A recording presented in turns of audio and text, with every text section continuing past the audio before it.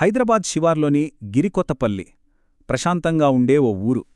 కాని అక్కడొక చెరువును కాపాడాలనుకున్న ప్రయత్నం ఏకంగా ప్రాణాల మీదికి తెచ్చింది. ఇది కేవలం ఓ చెరువు కథ కాదు. అభివృద్ధి పేరుతో మన కళ్లముండే ఏం జరుగుతోందన్నదానికి నిలువుటద్దం. అసలా కథేంటో వివరంగా చూద్దాం.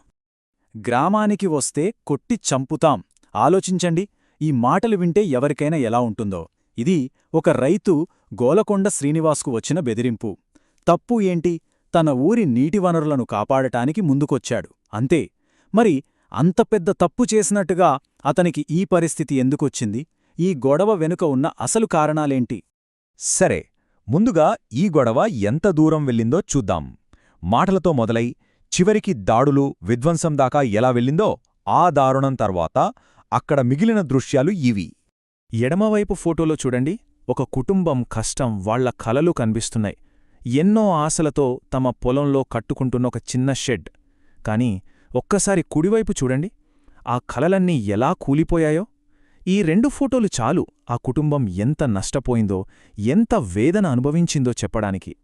నష్టం ఆ షెడ్డుతోనే ఆగిపోలేదు. పొలం చుట్టూ పాతిన ఈ సరిహద్దు రాళ్లను కూడా పీకిపడేశారు. అంటే ఇది కేవలం ఆస్తి నష్టం కాదు, వాళ్ల భూమి మీద వాళ్లకే హక్కు లేదని చెప్పే ఒక ప్రయత్నంలా ఉంది అని బాధితులు ఆరోపిస్తున్నారు. ఇక్కడ జరిగిన నష్టాన్ని చూస్తే ఇది ఎవరో ఆవేశంలో చేసిన దాడిలా అస్సలు కనిపించదు. చూడండి, 7.5 ఎకరాల పామాయిల్ పంట, డ్రిప్ పైపులు, బోర్ మోటార్లు, ఇలా ఒకదాని తర్వాత ఒకటి వాళ్ల జీవనాధారాన్ని పూర్తిగా దెబ్బతీయాలనే లక్ష్యంతో చేసినట్టుగా ఉంది. వాళ్లను ఆర్థికంగా దెబ్బతీసి కోలుకోకుండా చెయ్యాలనే ప్లాన్ ఇందులో స్పష్టంగా కనిపిస్తోందని బాధితులు ఆవేదన వ్యక్తం చేస్తున్నారు. అసలింత దారుణానికి దారితీసిన ఆ కారణమేంటి? ఈ మొత్తం కథకు మూలం ఆ ఊరి చెరువులు. గిరిగొత్తపల్లికి ప్రాణం పోసే ఆ గొలుసుకట్టు చెరువుల వ్యవస్థ. దాని గురించే ఇప్పుడు మనం తెలుసుకోబోతున్నాం. గొలుసుకట్టు చెరువులు, ఆ పేర్లోనే ఉంది వాటి గొప్పతనం. ఇవి విడివిడిగా ఉండే నీటిగుంటలు కాదనమాట, ఒకదానితో ఒకటి లింకై ఉంటాయి. వర్షపు నీటిను పట్టుకుని భూగర్భ జలాలను పెంచి తరతరాలుగా ఆ ఊరిని పచ్చగా ఉంచుతున్న ఒక అద్భుతమైన వ్యవస్థ అది. హైదరాబాద్ నగరం నలువైపులా విస్తరిస్తూ వస్తోంది కదా, దాంతో భూమికి బంగారంలా ధర పలికింది. ఇంకేముంది, కొందరి కన్ను ఈ చెరువుల మీద పడింది. అవి వాళ్లకి చెరువుల్లా కాదు, కోట్ల రూపాయల రియల్ ఎస్టేట్ వెంచర్లుగా కనిపించాయి. చెరువుల్లోకి నీళ్లు రాకుండా చేసి వాటిని మట్టితో పూడ్చేసి ప్లాట్లుగా మార్చే ప్రయత్నాలు మొదలయ్యాయని ఆరోపణలు వెల్లువెత్తాయి. అసలు గొడవకు బీజం పడిందిక్కడే. కాని ఊరు రైతులు ఇదంతా చూస్తూ ఊరుకోలేదు. తమ కళ్లముందే తమ జీవనాధారం నాశనమవుతుంటే వాళ్లంతా ఒక్కటయ్యారు. ఆ చెరువులను కాపాడటానికి వాళ్లే సంరక్షకులుగా మారారు. వాళ్ల పోరాటమే ఈ కథ. ఇదిగో, ఇదే వాళ్ల ఐక్యతకు గుర్తు. గిరికొత్తపల్లి రైతు సంక్షేమ సంఘం. తమ ఊరిని, తమ నీటిని కాపాడుకోవడానికి పుట్టిన ఒక శక్తి. ఈ పోరాటాన్ని ముందుండి నడిపించింది గోలకొండ శ్రీనివాస్ అనే ఒక యువరైతు. 5 ఏళ్ల క్రితం ఆయన చొరవతోనే రైతులంతా కలిసి ఈ సంఘాన్ని ఏర్పాటు చేశారు. వాళ్లందరిదీ ఒకటే లక్ష్యం, తమ చెరువులను కబ్జాకోరుల నుంచి కాపాడటం. వాళ్ల పోరాటానికి ఫలితం కూడా దక్కింది. రంగసముద్రం చెరువు. ఇది పూర్తిగా రియల్ ఎస్టేట్ వాళ్ల చేతిలోకి వెళ్ళిపోతోందనగా మీడియా సాయంతో అధికారుల మీద ఒత్తిడి తెచ్చి దాన్ని కాపాడుకున్నారు. ఇది వాళ్ల మొదటి పెద్ద విజయం. కాని ఈ విజయమే వాళ్లకు కొత్త శత్రులను తయారుచేసింది. ఇక్కడ్నుంచే కథ కీలకమైన మలుపు తీసుకుంది. తుమ్మలకుంట చెరువు. ఈ చెరువు దగ్గర జరిగిన ఒక సంఘటనే శ్రీనివాస్ కుటుంబంపై ఈ దాడులకు దారి తీసిందని కథనం చెబుతుంది. ఇంతకీ అక్కడ ఏం జరిగింది? 36 ఎకరాలి. ఆలోచించండి, హైదరాబాద్ లాంటి మహానగరం పక్కన 36 ఎకరాల భూమి. దీని విలువ కోట్లల్లో ఉంటుంది. ఇంత పెద్ద ఆర్థిక లావాదేవీ ఉన్నప్పుడు వివాదం ఎంత తీవ్రంగా మారుతుందో మనం అర్థం చేసుకోవచ్చు. పత్రికా కథనం ప్రకారం కొందరు స్థానిక రాజకీయ నాయకులు అనుముల, పాండురంగారెడ్డి, నర్సిరెడ్డి మరికొందరు ఈ 36 ఎకరాల చెరువు భూమిని ఒక రియల్టర్కు అమ్మేందుకు ప్రయత్నించారని ఆరోపణలున్నాయి.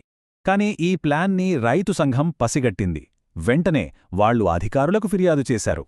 వాళ్ల పోరాటం వల్ల ఆ భూమి అమ్మకానికి చాలా ముఖ్యమైన ఎన్ఓసి అంటే నిరభ్యంతర పత్రం ఇవ్వకుండా ఇరిగేషన్ డిపార్ట్మెంట్ను ఆపగలిగారు. దాంతో ఆ కోట్ల రూపాయల డీల్ అక్కడితో ఆగిపోయింది. డీలైతే ఆగిపోయింది, కాని కథ ఆగలేదు. నిజానికి అసలు కక్షలు, ప్రతీకారాలు ఇక్కడ్నించే మొదలయ్యాయి. బెదిరింపులు కాస్త చివరికి దాడుల వరకు వెళ్ళాయి. ఆ తర్వాత ఏం జరిగిందో చూడండి. ఈ టైంలైన్ చూస్తే ఆ కుటుంబం అనుభవించిన వేదన అర్థమవుతుంది. ఆ భూమి ఒప్పందం ఎప్పుడైతే ఆగిపోయిందో అప్పటినుంచే ఫోన్లో బెదిరింపులు మొదలయ్యాయి. సరే, పంచాయతీ ఎన్నికలప్పుడు మీకేం కాదు రండి అని హామీ ఇస్తే నమ్మి ఊరికి వెళ్లారు. వెళ్లిన వాళ్లపై శ్రీనివాస్, అతని తండ్రి, తమ్ముడిపై మూకుమ్మడిగా దాడి జరిగిందని ఆరోపణ. చివరికి ప్రాణభయంతో సొంత ఊరిని, సొంత పొలాన్ని వదిలేసి హైదరాబాద్కు పారిపోవాల్సొచ్చింది. శ్రీనివాస్ చెప్పిన ఈ మాటలు వింటే ఎవరికైనా బాధేస్తుంది. నేను డయల్ 100కు ఫోన్ చేశా, పోలీసులు రాలేదు. కనీసం కంప్లైంట్ ఇద్దామని పోలీస్ స్టేషన్కు వెళ్తే అక్కడ నన్నే బెదిరించారు అని అతను చెప్పాడు. రక్షించాల్సిన వాళ్లే ఇలా మాట్లాడితే వాళ్ళు ఎవరికి చెప్పుకోవాలి? గిరికొత్తపల్లిలో జరిగింది కేవలం ఒక రైతు కుటుంబానికి సంబంధించిన విషయం కాదు. ఇది ఒక పెద్ద సమస్యకు చిన్న ఉదాహరణ. అభివృద్ధి పేరుతో మన చుట్టూ ఉన్న చెరువులు, కుంటలు, సహజ వనరులు ఎలా మాయమైపోతున్నాయో చెప్పే కథ ఇది. చివరిగా గిరికొత్తపల్లి కథ మన ముందు ఒక పెద్ద ప్రశ్నను ఉంచుతోంది.